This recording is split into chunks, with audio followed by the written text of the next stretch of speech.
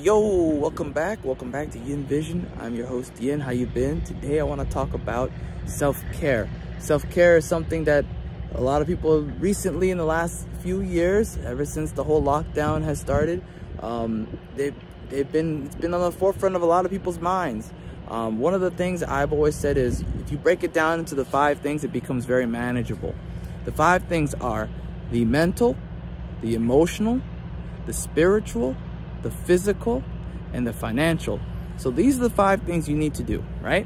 And the thing is, when people say financial, they think, oh, you mean saving your money and not spending so much money. No, actually what it is looking at your entire overall spending, right?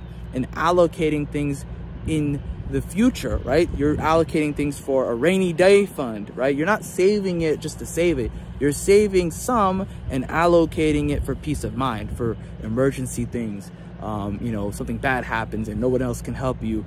Well, at least you have that extra amount of income that can cover 6 months, right? There's a peace of mind that is there for when you yourself can understand, okay, I at least don't have to worry about paycheck to paycheck if something happens to me at work or whatever happens, God forbid, right? You have that gap. You need that buffer. You need that mental buffer. So then you can actually have that inner peace. So you can sleep better at night and not worry about living paycheck to paycheck. That doesn't mean slack off and be lazy or whatever. That just means to kind of, you're giving yourself the self-care in that you're not stressing about that, right? Which goes into the next thing, mental. Mental is important because stress kills, okay? If you want to live a long life, you want to live a very healthy life, and you want to live in a very enjoyable life, you need to limit everything that stresses you. Either eliminate it or mitigate it down to a minimum. That means putting it all down on paper. I've always talked about that. Put it down on paper so it's empirical. That means it's physical. You can see it. You can actually see it in front of you, and now it's in the subconscious of your mind, and it's not something that's abstract in your mind and hanging in the subconscious. If it's in the subconscious of your mind, you can't defeat it. If it's in the conscious of your mind, it's much easier to defeat, especially if it's on paper.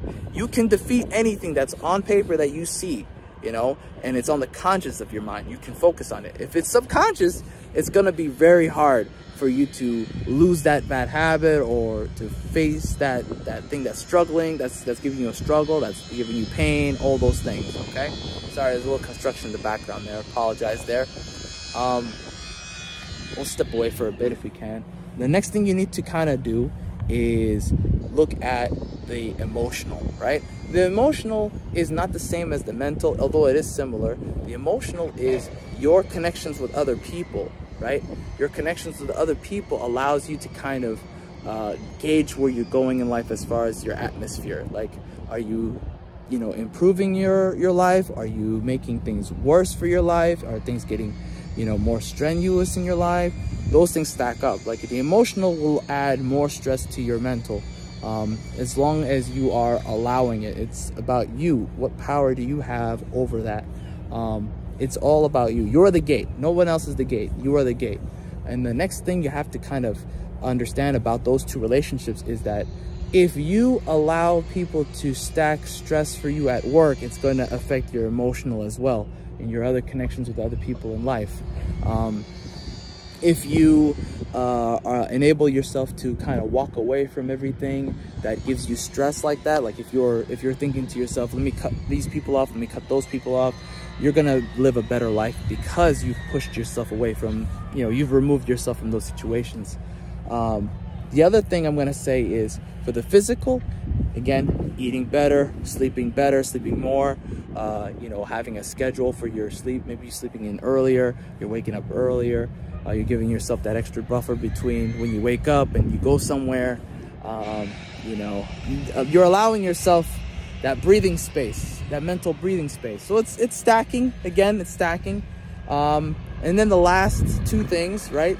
We've talked about the emotional, the mental, the financial, the physical. The last one really is what we need to cover, which is the spiritual. The spiritual is kind of, it's a little difficult to gauge because a lot of people have a problem.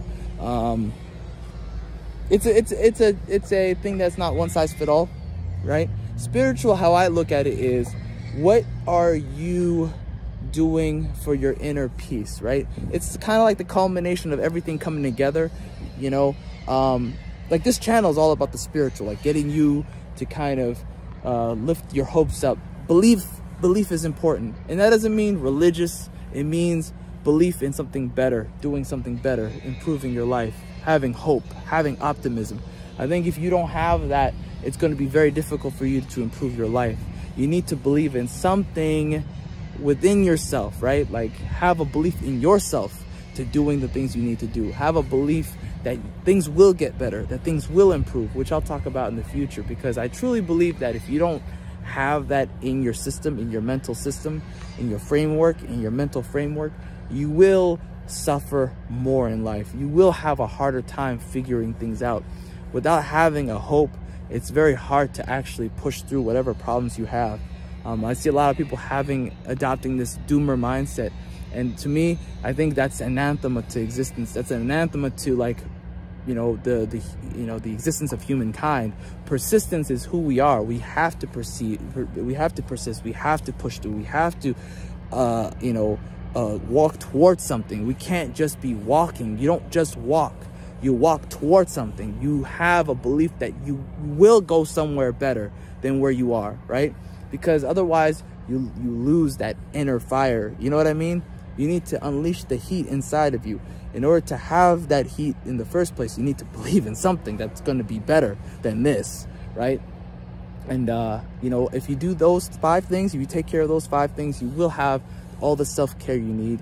You will succeed in life. Things will be okay. It will be okay. You will be better. You will be fine. You will make it. Anyways, that's it for now. Let me know if that helps you.